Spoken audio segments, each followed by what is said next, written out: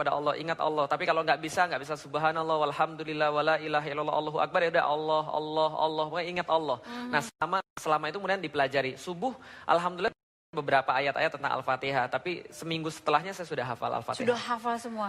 Insya Allah. Oke. Keluarga, teman-teman dekat, banyak pertanyaan? Jelas, yang paling heboh itu ketika hari itu kan hari saya kemudian syahadat, Jumatnya saya pergi ke Jakarta. Senin harinya baru tahu bahwa saya Muslim. Tiba-tiba Felix sholat itu semua geger, seluruh kakak kelas geger. Ini ada Felix ikutan sholat. Nah semuanya kemudian geger dan kemudian termasuk teman-teman saya juga sama. Sempat izin orang tua nggak? Atau ya namanya juga seorang anak gitu ya. 3 minggu setelah itu baru bilang baru saya bilang pada bapak saya bahwa saya akan masuk Islam. Reaksinya? Sorry, saya sudah masuk Islam. Reaksinya ngamuk. Ngamuk dalam bentuk? Kamu udah gila kamu ya? Saya nggak gila. Masukan jin nggak juga, masukan setan nggak juga. Baru kemudian terus berlanjut diskusi. Siapa itu, ayah? Ayah saya. Sempat diusir? Nggak sempat diusir, kayaknya dia nggak terlalu tega kayaknya. Mungkin ancaman iya, tapi kalau diusir nggak. Ancamannya? Ancamannya pertama kali pada waktu saya tidak mau mengucapkan selamat Natal, karena saya sampaikan pada bapak saya bahwa birrul walidain, bahwa hormat pada kedua orang tua, berbakti pada mereka adalah sesuatu di dalam Islam yang ditaruh nomor 2 setelah Allah dan Rasul. Setelah Allah dan Rasul dan berjihad di jalannya. Jadi gampangnya ya, setelah Allah adalah orang tua. Maka saya katakan bahwa birrul walidain adalah perkara yang harus saya lakukan pada mereka. Tapi kalau soalan ini saya tidak bisa untuk menyampaikan, karena kenapa? Bagi saya adalah pengakuan terhadap akidah orang lain. Nah ketika saya sudah meyakini seperti itu, entah kalau orang yang lain yang nggak meyakini, tapi kalau saya sudah meyakini seperti itu, saya katakan saya tidak bisa. Maka beliau katakan, ya saya tidak apa-apa, tapi tolong kamu ucapkan sama teman saya, jangan buat saya malu di depan umum. Saya bilang, saya juga nggak bisa. Nah akhirnya waktu itu dikatakan, ya sudahlah kalau gitu kamu keluar aja dari rumah. Itu yang pertama. Yang kedua, ketika saya mau minta nikah, saya juga diusir juga. Yang ketiga pas sudah mau nikah, itu saya juga udah mau diusir. Nah tapi dalam waktu yang tepat ternyata Allah punya rencana lain. Apa itu? Bapak saya untuk pertama kali dalam hidup saya meminta maaf pada saya. Atas kemudian perlakuan yang mungkin dia pikir adalah perlakuan yang berlebihan. Momennya? Kenapa? Momennya seperti apa pada saat momennya ketika saya ingin menikah dengan istri saya, terucap satu kata-kata yang tidak pantas dari ayah saya, dan saya protes pada waktu itu karena itu adalah penghinaan terhadap Islam satu, kedua penghinaan terhadap orang-orang Muslim. Maka saya katakan ini adalah sesuatu perkara yang tidak pantas. Lalu kemudian beliau sampaikan ya bahwa ya ini adalah sesuatu kenyataan. Saya katakan tidak. Lalu kemudian kita berdebat di situ sangat lama sekali sampai terlontar dari ucapan beliau, sudah kalau gitu kamu urus saja pernikahanmu sendiri. Anggap aja nggak usah ada bapakmu, urus saja sendiri, uang dan sebagainya urus saja sendiri. Saya bilang ya nggak ada masalah, Allah Maha memberikan rezeki. Dia bilang yaudah kalau gitu minta aja sama Tuhanmu. Ya sudah, saya katakan kalau gitu saya sudah akan sendiri. Dia bilang sudah, anggap aja saya kehilangan satu anak. Saya katakan sudah kalau gitu saya telepon teman saya, minta pick up untuk disediakan ke rumah saya. Saya telepon calon istri saya waktu itu yang jadi istri saya yang sekarang. Dek, gimana ini ceritanya? Kalau memang kita mau lanjut ya sudah, berarti saya pergi ke tempatmu. Tapi kita nikah nggak secara rencana. Berarti kita cuma akad saja, setelah itu nggak ada apa-apa, cuma ada saksi, kita nikah secara Islam dan kemudian kita lanjut untuk kemudian berjuang di jalan Islam. Karena memang kita nikah bukan karena apapun selain daripada ketaatan pada Allah. Dia mengatakan oke. Ya akhirnya kemudian saya telepon teman saya tadi. Nah akhirnya ketika saya mau pergi, ya bapak saya nelpon dan kemudian bilang bahwa minta maaf, lalu kita lanjutkan situasi seperti semula. Kalau ibu? Ibu saya ini agak sedikit emosional. Nah karena emosional inilah agak sulit diajak diskusi. Jadi kalau dengan ibu saya lebih enak untuk sudahlah, kalau ada perkara yang dia tidak suka saya lebih baik diam untuk biar tidak ada konflik dengan ibu, dan ada kesempatan ya untuk menunjukkan amal-amal baik. Dengan itulah saya berdakwah pada ibu saya. Sampai sekarang tapi sampai hubungan sekarang baik? Alhamdulillah baik. Alhamdulillah.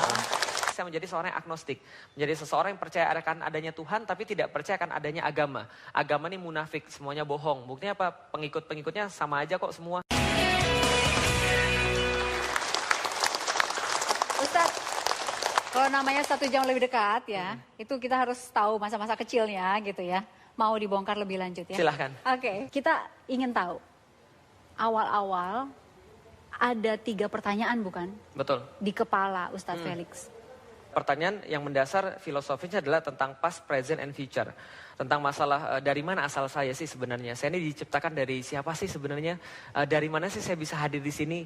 Yang kedua, akan kemana sih setelah saya mati. Setelah saya mati itu gelap atau apa sih. Atau seperti apa sih kondisinya.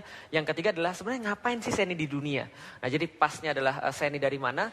Future-nya adalah akan kemana saya setelah mati. Dan present-nya adalah ngapain saya sekarang di dunia. Ya saya tanya pada orang tua. Dan saya tanya pada orang tua, dari mana asal saya. Mereka menjawab, ya dari bapak dan ibumu lah. Bapak dan ibu dari mana? Dari kakek dan nenek. Kakek dan nenek dari mana? Dari buyut. Nggak selesai-selesai karena gitu-gitu terus. Itu saya cari juga pada agama dan ternyata yang saya dapat juga jawaban yang tidak memuaskan. Jawaban yang mungkin klaim atas klaim. Nah ternyata setelah saya setelah saya mencari dalam agama tidak dapat, setelah itu saya mulai mencari pada hal-hal yang lain. Saya dapat waktu itu pada pelajaran biologi. Asal manusia dari mana? Dari evolusi. Manusia asalnya dari monyet. Saking sangat tertariknya saya pada pertanyaan dari mana asal manusia ini, saya mempelajari serius biologi sampai-sampai saya diwakilkan dari sekolah untuk menjadi olimpiade biologi. Saya benar-benar serius mempelajari dari mana sih asal manusia, teori evolusi, segala macamnya tentang Darwin dan sebagainya. Ternyata semakin saya belajar, semakin saya mendapatkan sesuatu hal yang membingungkan. Usia 14 tahun itu? Ketika SMP kelas 3. SMP kelas 3. Itu masih sangat muda gitu kan untuk pencarian itu. Betul, masih sangat muda tapi memang saya hidup dalam dunia yang kurang ajar waktu itu ya. Karena memang saya tidak belajar agama dari orang tua, saya juga nggak belajar agama dari otoritas yang ada, tapi saya belajar agama waktu itu lebih banyak dari game. Nah game-game itulah yang mengajarkan pada saya seperti apa sih konsep agama itu. Dan pada waktu itu seperti memang game-game yang ada pada zaman saya itu adalah game yang dibuat untuk orang jadi ateis seperti. Serius? Serius. Emang gamenya berupa apa? Misal ada dulu ketika saya lahir tahun 84, ketika tahun 90-an game yang sangat terkenal ketika PlayStation 1 masih merajalela adalah Final Fantasy 7. Nah di situ bercerita tentang segala sesuatu yang mereka menyampaikan bahwa Tuhan ini sebenarnya tidak ada. Yang adalah energi bumi. Dari pencarian belok-belok seperti itu ya, sampai akhirnya merasa bahwa belajar, ingin mengetahui banyak tentang Islam gitu. Jadi ketika saya SMP kelas 3, saya sempat setelah ateis saya jadi agnostik. Jadi setelah saya kemudian tidak percaya akan Tuhan, jadi seseorang yang percaya akan adanya Tuhan tapi tidak percaya akan adanya agama. Agama ini munafik, semuanya bohong. Buktinya apa? Pengikut-pengikutnya sama aja kok semua. Maka saya hidup 5 tahun kemudian dengan pemikiran bahwa saya tidak perlu agama. Karena kalau cuma untuk baik, ya saya juga bisa baik walaupun tidak usah pakai agama. Yang penting saya mengakui adanya Tuhan, bahwa Tuhan itu pasti ada karena saya tidak bisa menafikan Tuhan setelah saya berpikir. Nah setelah kemudian berlalu semua itu, 5 tahun kemudian saya masuk IPB semester ketiga, waktu itu ada seseorang yang bilang pada saya, Lik, kamu masih ingin tahu tentang Islam? Kamu masih mau cari tahu tentang kebenaran? Saya katakan iya. Maka dia bilang, iya kalau gitu coba ketemu aja dengan ustadz saya. Saya bilang, enggak deh makasih. Lah kenapa? Ustadz kan membosankan. Ngomongnya surga, neraka, pahala, siksa. Paling itu aja.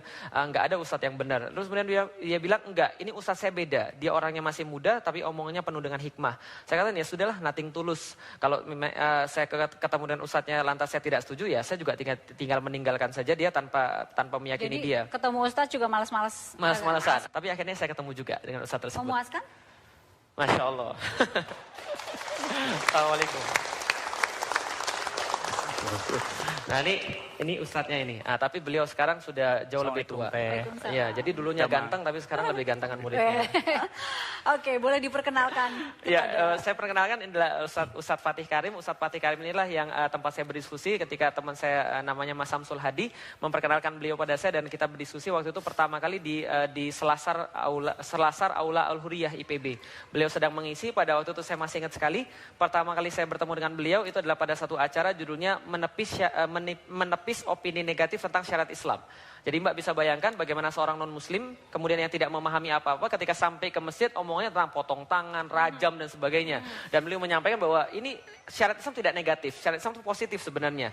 Melindungi orang dan sebagainya. Nah ketika itu selesai itu kita berdiskusi ternyata Masya Allah.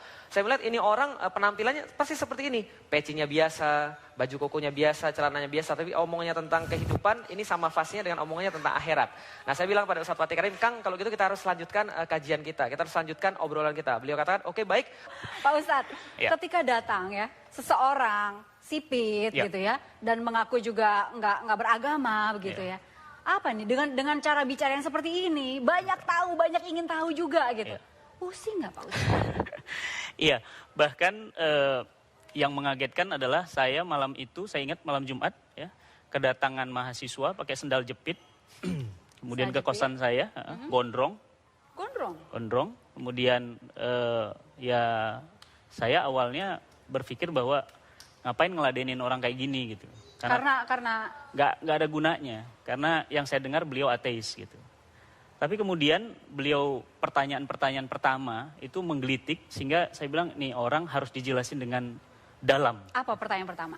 Pertanyaan pertama, Tuhan itu sebenarnya eksis. Tapi sebenarnya bagaimana kita bisa meyakini bahwa Islam itu benar? Bagaimana Anda bisa menunjukkan Islam itu benar sementara saya melihat realitas Islam itu seperti itu? Kemudian yuk kita masuk kamar saya. Nah jadi akhirnya di kosan saya itu di lantai 1 kita diskusi. Saya masih ingat banget setelah makan kita ngobrol jam 8 sampai jam 5 pagi, nggak makan, nggak minum lagi, dan nggak ke toilet. Terus? Ngobrol terus. Jam 8 sampai jam 5 pagi, Ya. nggak makan, Nggak minum, nggak ke toilet. nggak ke toilet. Betah banget. Iya, lagi seru soalnya. Dan itu lagi panas-panasnya. Dan kita baru Bentuk tersadarkan panas itu seperti apa misalnya? perdebatan, pertanyaan. Quran ini benar apa enggak? Kalau memang Quran benar, mana buktinya? Apa yang Anda bisa yakinkan bahwa Quran itu benar? Gitu. Apa betul Muhammad ini menikahi budak? Nah, kayak gitu-gitu. Apa betul Pertanyaan-pertanyaan Islam kritis. memperbolehkan perbudakan? Dan kita bisa Panas membayangkan. dong ya Pak Ustadz. Wah, itu luar biasa. Sampai kita nggak terasa dan kita akhirnya terasa itu, saya masih ingat jam 4 malam itu, udah menjelang subuh, kemudian kita dua terdiam. Dan kemudian saya tanya, lantas gimana? Mau kemudian menerima kebenaran ini atau tidak? Hidup adalah pilihan. Kemudian agak terdiam sejak lama dan terdengar azan, saya ingat saya waktu itu. Kemudian beliau mengulurkan tangannya dan beliau mengatakan, Kang, saya bersahadat. Nah, pada saat bersahadat, Detik itu juga? ya, Subuh itu juga? ya, ketika beliau bersahadat, kemudian saya peluk dan kita bimbing dia bersahadat. Dan ya kita berdua menangis berdua, dan subuh itu kemudian saya ajarkan berwudu dan seterusnya. Kenapa dalam waktu sekian jam sudah langsung percaya dan ingin langsung bersahadat? Ya, pertama memang ini adalah pencarian lama ya. Jadi saya sebenarnya kan memang mencari sebenarnya Tuhan ini ada atau enggak sih dulunya. Tapi setelah saya dapat tahu Tuhan ini siapa sih sebenarnya. Argumen-argumen saya ini mau dihancurkan dari dasar. Seolah-olah Al-Quran ini ingin mengatakan surat Al-Baqarah ayat 23, udah delik, gak usah banyak ngomong. Gini aja, kalau kamu memang pinter, kalau kamu memang hebat, kalau kamu memang luar biasa, kamu datangin aja semacam dengan Al-Quran ini. Satu surat aja, pilih deh 114 surat yang mana yang paling mudah, yang mana yang paling pendek. Silakan datangkan yang semacamnya. Kalau kamu bisa berarti Al-Quran salah. Tapi kalau kamu nggak bisa, berarti Al-Quran benar dan kamu ikut saja. Fair, adil. Nah waktu itu loh saya berkata pada beliau, iya saya masuk Islam. Lah kenapa? Ini segel ini. Karena di dalam kitab-kitab lain yang saya baca, dalam kitab-kitab suci agama lain yang saya baca, tidak ada segel semacam ini. Segel semacam ini cuma ada di dalam Al-Quran. Oke, Pak Ustadz. Ya. Pandangan Pak Ustadz terhadap sosok Ustadz Felix ini sekarang? Jadi beliau itu benar-benar rasional, mencari dan tidak akan meyakini sesuatu kalau dia nggak yakin. Dan ini yang nampaknya jarang dimiliki oleh muslim sekalipun sejak lahir. Nah, oleh karena itu ketika dia menemukan Islam, dia seakan-akan menemukan hal baru yang paling monumental dalam hidupnya. Itu sosok Felix yang pertama. Yang kedua, memang luar biasa cerdas. Jadi bayangkan pada saat malam itu saya menjawab pertanyaannya. Dan Allah mudahkan lisan saya untuk melembutkan hatinya. Dan alhamdulillah pada saat itu beliau memilih Islam. Gitu. Tapi sosok itu luar biasa. Baik, Pak Ustadz terima kasih sudah hadir di 1 jam lebih dekat bersama Felix Xiao. Kami kembali saat lagi.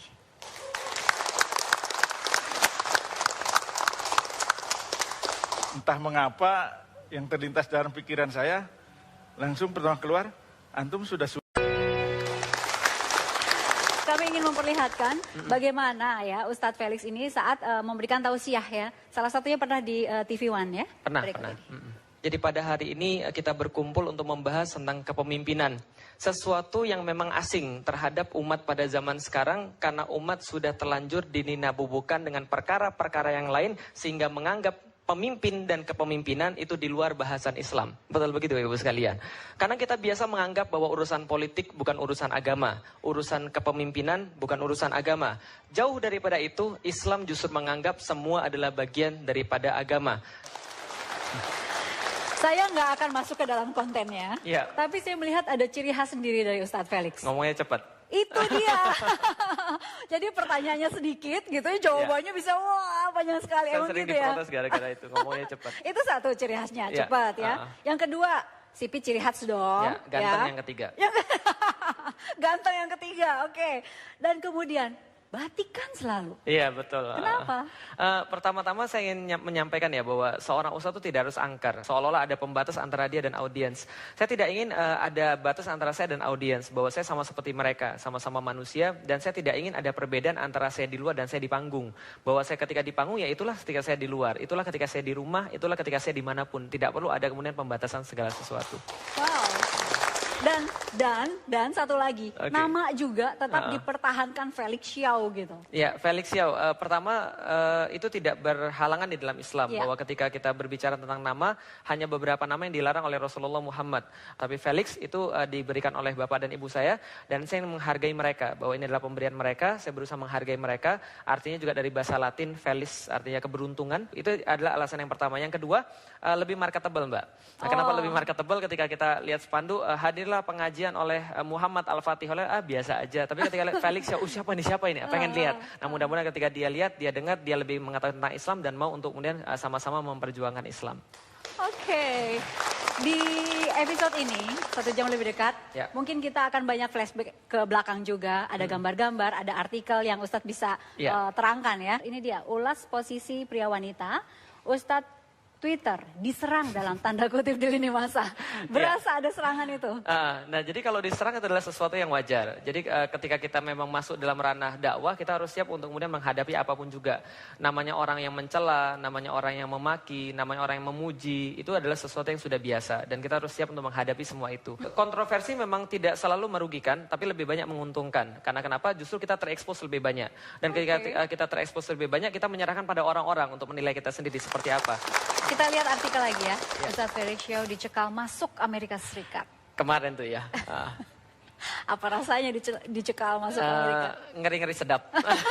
Ya, jadi saya berdakwah di Amerika itu sudah sejak tahun lalu. Jadi tahun 2013 saya berjalan di West Coast ya, di pantai barat Amerika, di sekitar 10 kota di Amerika. Kemudian saya mengelilingi kota-kota itu sambil berdakwah. Dan tahun 2014 alhamdulillah mereka minta saya untuk di East Coast untuk menyisir bagian sebelah timur daripada pantai Amerika. Nah, waktu itu saya sudah sampai di Houston, kemudian saya dimasukkan dalam secondary room yang saya pikir adalah sudah biasa gitu kan ya. Karena kenapa? Karena pas pertama kali saya ke Amerika pun saya juga masuk ke secondary room. Tapi saya pikir ini paling cuma 2,5 jam interview biasa, tapi ternyata tidak. Ternyata mereka lebih daripada interview. Nah, setelah kemudian mereka menyampaikan segala sesuatu itu, ternyata saya dicekal dari pelanggaran visa. Jadi mereka menganggap bahwa ketika saya berada di Amerika di tahun lalu, saya dianggap melakukan kerja. Sehingga visa turis itu menjadi batal. Nah, sehingga seluruh visa-visa saya dibatalkan dan saya dipulangkan ke Indonesia. Dan sejak itu nggak pernah nyoba lagi masuk ke sana? Saya di band 5 tahun di Amerika. 5 tahun? Biarin aja ya? Nggak ada masalah. Mungkin ada waktunya, mungkin saya ke sana mungkin untuk penaklukan Amerika kali ya. Wow, keren. Ada gambar berikutnya. Hokkaido ya. Hokkaido, saya berkunjung ke sana juga ketika tahun 2013. Di situ ada guru saya, namanya Ustadz Epi Taufik. Beliau juga menjadi guru pertama saya. Agar Ustadz saya senang ya, menyenangkan Ustadz adalah bagian daripada ibadah. Dan kalau nggak kualat, saya bahaya gitu kan. Nah, jadi bukan terpaksa ya. Jadi saya dengan senang hati pergi ke Hokkaido. Dan akhirnya bertemu. Alhamdulillah akhirnya Setelah bertemu. berapa lama nggak ketemu itu? Mungkin setelah 5 atau 6 atau 7 tahun kali yang nggak ketemu ya. Sekarang udah 7 tahun nggak ketemu. 7 tahun nggak ketemu semenjak Kalau hari sekarang? itu. Masya Allah. Serius 7 tahun? 7 tahun nggak ketemu. Oke, jadi saya ingin tahu, ini Pak Ustadz ini benar nggak transfer dari Pak Ustadz Fatih? Iya. Kemudian? Dari Ustadz Fatih Karim ke Ustadz Epi Taufik. Nah, jadi kalau ini adalah yang tadi good cup, ini bad cupnya. Karena kalau Ustadz Fatih Karim kan saya sangat enjoy ya ketika belajar. Tapi kalau sama beliau ini didikannya luar biasa keras.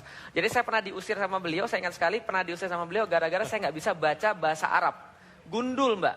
Nggak bisa baca bahasa Arab dulu, pada waktu itu huruf hijaiyah aja saya belum hafal, Mbak. Wow, Pak Ustadz kenapa diusir? Ya kan namanya orang belajar gitu ya.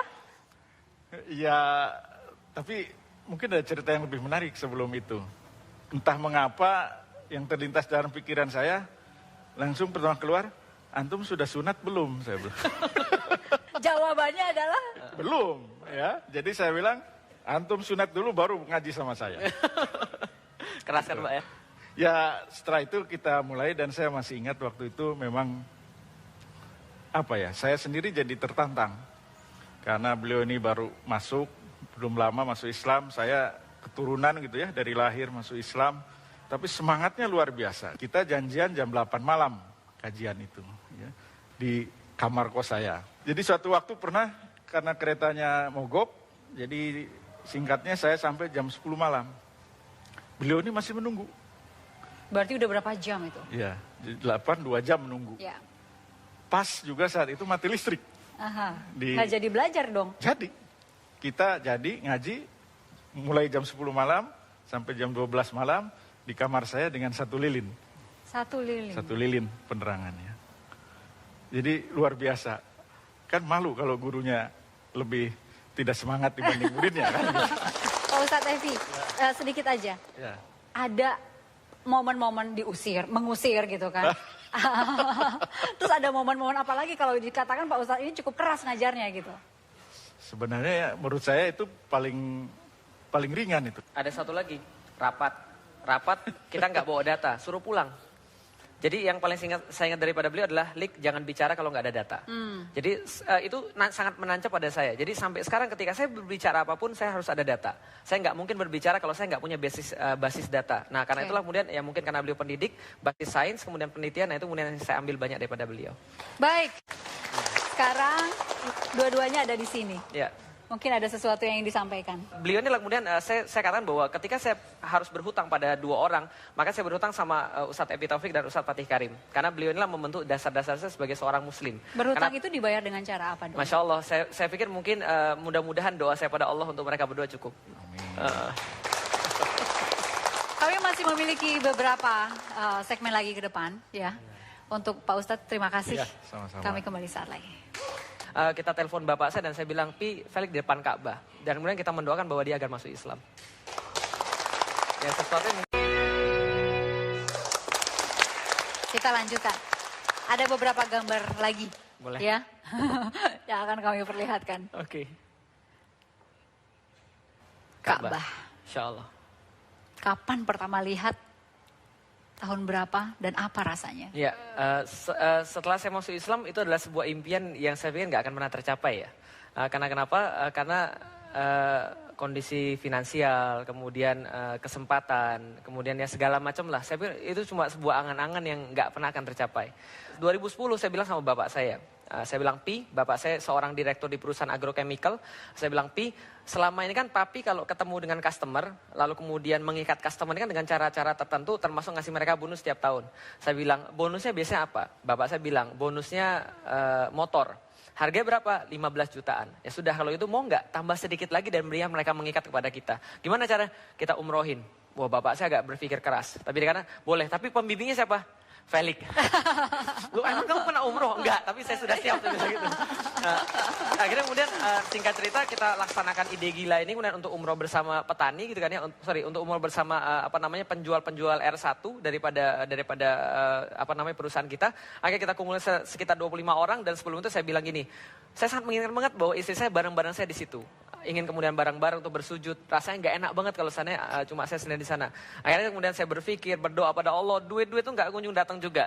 Akhirnya kemudian bapak saya bilang, Lik, kamu di sana gimana nanti? Iya sih, pengennya sih Iin ikut, pengen istri saya ikut. Bapak saya bilang, udah kenapa nggak ikut aja? Duitnya dari mana, Pi? Ikut aja, papi yang bayarin. Ya. Alhamdulillah, tahun 2011 akhirnya saya berangkat sama istri saya untuk pertama kita lihat Ka'bah, Masya Allah. Kemudian setelah selesai kita tawaf, kemudian kita sholat di Makom Ibrahim, kemudian di depan Makom Ibrahim kita kemudian berdoa dan saya bercucuran air mata di situ. Kita telepon bapak saya dan saya bilang, Pi, Felix di depan Ka'bah. Dan kemudian kita mendoakan bahwa dia agar masuk Islam. Ya sesuatu yang mungkin pada saatnya Allah lebih tahu kapan itu saat yang lebih tepat. Oke. Kita langsung bergerak ke gambar berikutnya. Ya. Apa ini? Itu kos-kosan yang tempat saya masuk Islam. Lokasinya kos-kosan di... Ustadz Fatih Karim itu. Dan ini bentuknya masih seperti ini sekarang? Udah berubah banyak. Pas saya datang sana jauh lebih sederhana. Okay. Kalau nggak bisa dikatakan minimalis. Bapak banget. ini pernah serumah? Masya Allah. Perkenalkan dong. Ya, jadi ini abang ini namanya Ruli Faisal. Jadi teman saya ketika kita sama-sama kos di Aroya. Jadi Aroya itu dulu kita ambil dari benderanya Rasul yang berwarna hitam terus kemudian ada tulisan La ilaha illallah Muhammadur Rasulullah. Nah, ketika saya sudah masuk Islam, Ruli ini termasuk orang yang tinggal sekos-kosan dengan saya dan termasuk bagian daripada aktivis dakwah juga. Itu patungan kos-kosannya? Iya, bayarnya? Dulu kita pindah dari Pajajaran ke ini. Dari Baranang Siang ke Dermaga itu. Nah, kita cari rumah kosan yang baru. Nah, Felix termasuk salah satunya. Nah, kita ada beberapa orang yang sudah ngaji. Itu, saya, Samsul, dan Asril. Nah, beliau ini belum ngaji. Malah belum masuk Islam juga gitu. Nah, setelah masuk Islam malah bagusan dia Islamnya gitu. Ini yang pertama kali ngasih sarung ke saya. Jadi saya banyak sholat pakai sarungnya Ruli Faisal ini. Sarungnya masih ada nggak Sampai sekarang sekarang? masih ada tapi udah bolong. Aduh. Maksudnya minta dikasih lagi gitu maksudnya. Kenapa merasa harus kasih sarung gitu? Ya karena kita kan harus support beliau gitu di tengah keluarganya yang ditolak seperti itu. Ya Allah. Felix ini kalau misalnya setelah masuk Islam, malah dia yang bangunin subuh semuanya di kosan kita gitu. Masuk ini saya bangun subuh. Susah dibanguninnya susah. Dia tutup palanya pakai bantal maksudnya. Aduh, ini baru masuk Islam, tapi udah bangunin Udah belagu subuh. gitu. Dan dia duluan yang ke masjid. Dia duluannya ke masjid. Terus tiap azan duluan juga Ya, gitu. betul. Oke, di dalam kos-kosan yang bersejarah ini gitu ya. Itu kan rasanya dibangunin oleh Felix gitu ya. Subuh udah segala macam suruh sholat gitu. Puasa juga. Puasa pertama di kosan itu atau enggak? Ya, di kosan itu. Kosan. Puasa pertama. Cukup menderita enggak waktu itu? Alhamdulillah puasa pertama cuma 2 kali kita nggak bangun subuh bareng-bareng. Karena kita nggak sahur Enggak bareng-bareng. sahur dua hari itu. 2 hari aja. Apa rasanya puasa pertama? Alhamdulillah ya, jadi sebelum saya masuk Islam saya juga sudah melatih puasa sebenarnya. Jadi ketika puasa pertama bagi saya nggak terlalu susah. Enggak terlalu susah Cuma ya. memang suasananya Masya Allah. Ketika kita menyaksikan orang-orang muslim kan kadar keimanannya sangat meningkat ketika bulan puasa. Mereka lebih dekat dengan Allah, mereka lebih dekat dengan Rasul, mereka lebih mudah untuk disentuh hatinya. Dan itu pun yang terjadi pada saya. Ini udah 12 tahun nggak ketemu kan? Terakhir kita ketemu di bandara, Dik ya. Di bandara. Beliau mau ceramah. Barusan kemarin. 12 Oke, setelah 12 itu tahun. nggak sengaja. Nggak sengaja. Ya, sudah 12 tahun nggak ketemu. Kita kan flight pertama. Dulu waktu itu Felix mau ke Bali, ceramah ke Bali. Saya mau ke Lampung. Nah, ternyata kita sebelahan sholat subuh. Kita nggak saling menyadari. Tapi kita takbir bersama. Iya. Takbir bersama. Ternyata di imamnya. sebelah saya juga kaget juga. Saat salam, ternyata loh Ustadz Felix. Saya bilang panggil Ustadz, dulu Felix aja gitu. Dulu Felix aja. Assalamualaikum Ustadz. Waktu di kos-kosan ya, sudah menduga nggak sih bahwa nanti suatu saat akan jadi Iya. ustadz gitu? Nah Felix ini anak yang super lah gitu, super. Otaknya encer. Nah itu mungkin karena bicaranya cepat itu karena otaknya memang encer. Pernah kita ujian tengah semester, ujian akhir semester. Nah ini kita sistem kebus malam, beliau tidur aja. Tidur, kerjanya tidur gitu. Karena stres Mbak, bukan karena pintar Mbak. Malah lampu kamarnya itu paling cepat mati duluan. Itu Felix tuh. Sementara Mas Ruli masih Masih belajar ya. semalam kita begadang. sampai jam 11, bahkan Samsul itu sampai di sofa gitu kan, belajar gitu.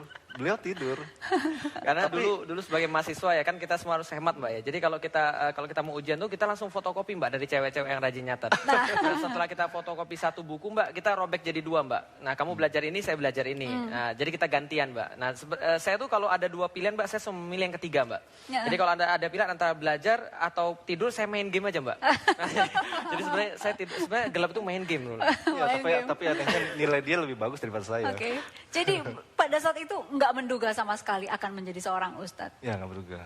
Ada diskusi agama lain datang ke kosan kita dengan beberapa orang itu. Beliau baru masuk Islam ikut nimbrung diskusi. Apa yang dia terbatas tentang pengetahuan tentang Islam, dia terus diskusi. Itu bagusnya Felix. Gitu. Yang lain melipir. Lainnya melipir. Oke, ini sahabat, teman lama. Ini kita jeda dulu, silakan ngobrolnya lanjut ya. Kami kembali saat lagi. Beliau mengatakan bahwa beliau membutuhkan sosok istri yang akan mendampingi beliau dalam dakwah gitu kan ya. Jadi selama beliau masih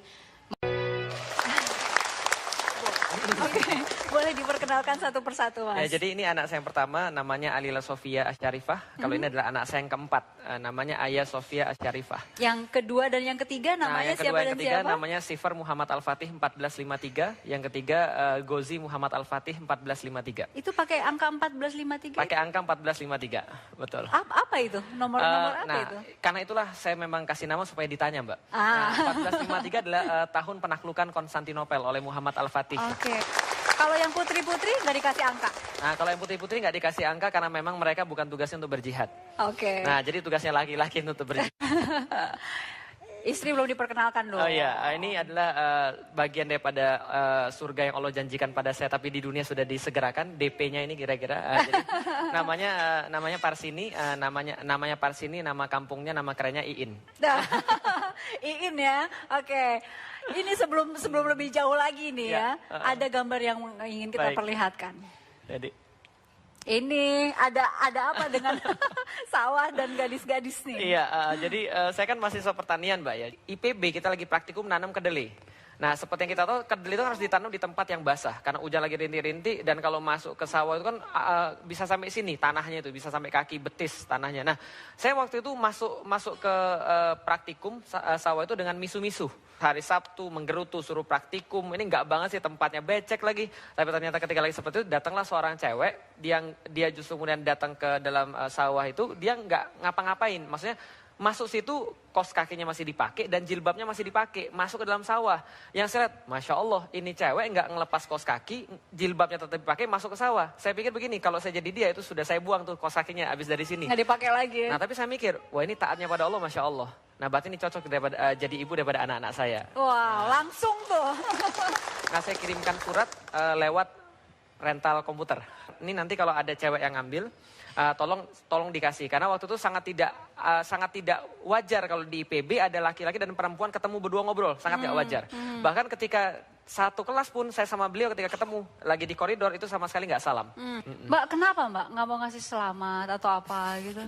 Memang nggak kenal dan memang ya cuek gitu kan, jadi nggak apa, ibaratnya ya bukan sesuatu yang apa ya tadi dibilang ya apa heboh banget. Saya nggak termasuk yang seperti itu karena memang nggak terlalu begitu kenal dengan sosok beliau waktu itu. Waktu ini ada praktikum kedelai itu merasa diperhatikan? Tidak, belum. Jadi memang apa namanya ketika beliau sharing kan, waktu itu mulai merasa keberadaan Umi ada tuh waktu kapan gitu kan ya. Jadi kan waktu itu kan memang kita nggak saling kenal, tapi kok tiba-tiba menghitbah gitu kan ya. Berarti ada satu momen yang di situ beliau pertama kali ngelihat gitu kan ya. Nah beliau cerita lah ketika itu di sawah kejadiannya, jadi seperti itu. Jadi nggak sama sekali diperhatikan. Boleh tahu nggak berapa hari setelah peristiwa kaos kaki itu sampai kemudian meminta? Sebulan ya kali ya. Sebulan saya kurang masih ingat lebih. mungkin pas Januari saya menghitbah ya. Tapi karena sesuatu dan lain hal akhirnya kita pending hitbahnya, akhirnya kita batalkan. Kita baru serius lagi ketika memang saya sudah memenuhi syarat-syarat yang diberikan oleh orang tuanya. Yaitu dia sudah lulus dan saya secara pribadi juga sudah hampir lulus pada waktu itu. Jadi tahun 2006 baru kita seriusin, dan 2006 bulan Juni kalau saya nggak salah ya. Bulan Juni kita nikah. Oke, kenapa mau Mbak? Karena saya ganteng, Mbak. Jujur saja kalau Ustadz dengan background beliau yang Chinese, jujur saya sedikit takut gitu kan ya. Karena memang dengan kondisi keluarga beliau yang sangat berbeda sekali dengan keluarga saya gitu ya Mbak ya. Jadinya ya kalau memikirkan itu jadi kayak mau mundur. Tapi karena mengingat beliau di surat hitbahnya, jadi sekarang bukti otentiknya masih ada di rumah. Beliau mengatakan bahwa beliau membutuhkan sosok istri yang akan mendampingi beliau dalam dakwah gitu kan ya. Jadi selama beliau masih memikirkan dakwah berarti status saya akan aman gitu kan, karena beliau melakukan sesuatu karena Allah sehingga pasti sama istrinya juga pasti sayang, jadi saya aman ketika itu. Baik, ada bisikan harus ditanya soal kosannya katanya. Ya. Kosannya Mbak In emang di mana itu? Kosannya istri saya waktu itu berhubungan dengan Ustadz Epi Taufik. Jadi kosannya istri saya itu di sebuah kosan putri namanya Al Jamilah. Kebetulan yang memiliki Al Jamilah adalah yang jadi istrinya Ustadz Epi Taufik sekarang. Pantesan. Betul lah. Jadi beliau juga menjadi informan saya nih ceritanya. Oke, kami memiliki sesuatu ya. Kalau tadi gambar-gambar, artikel-artikel gitu Baik. ya. Kalau yang ini sesuatu ya. Mungkin bisa dilihat dulu nih. Ini surprise dari TV One nih. Boleh. Ya. Boleh dibuka? Somai, Mbak. Tampilannya seperti somai dari luar ya. Masya Iya. Allah. Ada cerita. Iya. Oke. Ini adalah spaghetti ini pertama kali dimasakin oleh ibu saya ketika calon istri saya datang. Nah, jadi ketika calon istri saya datang, ini kemudian ibu saya masakin spaghetti. Waktu itu istri saya nggak bisa makan sama sekali. Karena memang lidahnya lidah proletar ya. Nah, tapi setelah diajarin justru akhirnya dia jauh lebih suka daripada Oke, saya tapi sekarang. kenapa pilihannya spaghetti, Mbak? Kebetulan memang Ustadz ini sangat menyukai jenis-jenis mie ya. Mie ayam, spaghetti, pokoknya yang berbau mie itu sangat luar biasa. Karena Dan orang Cina itu makanan pokoknya mie, bukan Iya, iya. terus spaghetti kan kebetulan juga memang sangat praktis ya buatnya. Mungkin setiap pagi itu bisa cepet, apalagi dengan kondisi anak saya cukup banyak. Jadi nggak memerlukan waktu yang lama untuk membikinnya. Oke. Oke, dari istri mungkin ya, ada harapan khusus untuk Ustadz Felix? Berharap Abi tetap istiqomah ya, insya Allah yang apa yang Abi dulu pernah azamkan satu persatu Allah sudah wujudkan gitu kan, yang bisa membuktikan kepada mungkin dulu orang-orang yang mungkin pernah menganggap remeh atau mungkin menganggap aneh gitu kan ya, dengan apa ya keinginan-keinginan beliau yang sangat mungkin nggak masuk akal gitu kan. Tapi alhamdulillah satu persatu tuh beliau bisa wujudkan. Salah satu dulu ketika saya pertama kali menikah, beliau kenapa tetap ingin tinggal di Jakarta? Karena ingin meratakan Jakarta dengan Islam. Ketika itu mungkin siapa beliau gitu kan ya. Jadi orang juga tidak kenal gitu kan ya. Saya menemani beliau berdakwah dari satu tempat ke tempat lain dan dengan kondisinya sangat memprihatinkan gitu kan ya. Tapi sekarang beliau subhanallah permintaan ngisi itu sampai kalau kata beliau udah muntah gitu kan. Ketika saya menghitbah istri saya, dalam surat itu saya katakan bahwa sekarang mungkin saya bukan siapa-siapa, tapi akan ada satu masa di mana kamu harus ridho ketika diduakan oleh Allah dan Rasul, bahwa saya akan keliling kemana-mana untuk memberikan kajian tentang Islam, dan dia katakan iya. Tapi ternyata setelah nikah ya protes juga. Karena namanya juga manusia kan ya. Baik. Ustadz Felix Xiao, terima kasih sudah hadir di 1 jam lebih dekat. Bersama Felix Xiao, ini juga kasihan kayaknya udah mau bobo ya. Iya. Untuk Pak Ustadz semuanya terima kasih. Dan untuk semuanya juga terima kasih sudah hadir di sini. Kami jumpa lagi pekan depan dengan tokoh-tokoh lainnya. Sampai jumpa.